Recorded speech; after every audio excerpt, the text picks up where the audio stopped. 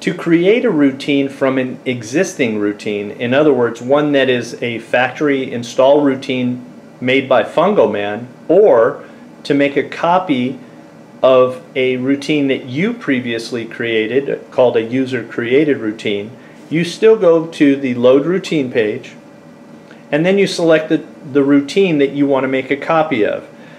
Right now we have one that we've created called test, but we're going to make a copy of the team pop-up priority drill, which is a factory install routine. So if I hold it down, press the copy button, and then go to the play page, I've now made a copy of team pop-up priority.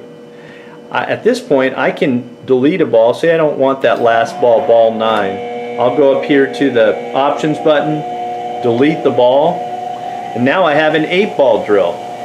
Well, I'm going to exit out of this by pressing the red F. Going back now to load routine, I see I have a second user created routine now called copy of team pop-up priority.